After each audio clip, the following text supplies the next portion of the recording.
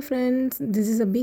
இன்றைக்கி என்ன வீடியோ அப்படின்னு சொல்லி பார்த்தீங்கன்னா, ரொம்பவே டேஸ்ட்டான கஸ்டர்ட் ஃப்ரூட் மிக்ஸ் தான் வந்து பார்க்க போகிறோம். இது ஒரு சூப்பரான மார்னிங் பிரேக்ஃபாஸ்ட்டாக கூட எடுத்துக்கலாம். இப்போ இது எப்படி செய்கிறது அப்படின்றத பார்க்கலாம். வாங்க வீடியோக்குள்ளே போகலாம்.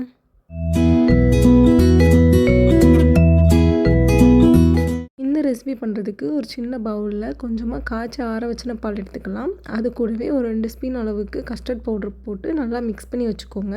இப்போ நம்ம ஒரு 1/4 லிட்டர் அளவுக்கு பால் எடுத்துருக்கோம்.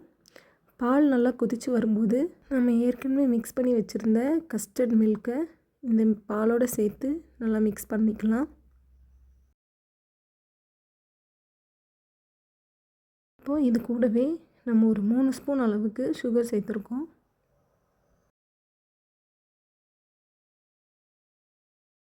சுகர் சேர்த்து நல்லா மிக்ஸ் பண்ணி விட்டுட்டு வரலாம். பாருங்கள் எந்த அளவுக்கு கெட்டியாக வந்திருக்கு அப்படின்னு சொல்லிட்டு.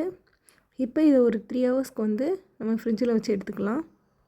அப்புறமா ஒரு பாத்திரத்தில் நமக்கு பிடிச்ச ஃப்ரூட்ஸ் எல்லாம் வந்து கட் பண்ணி எடுத்துக்கலாம்.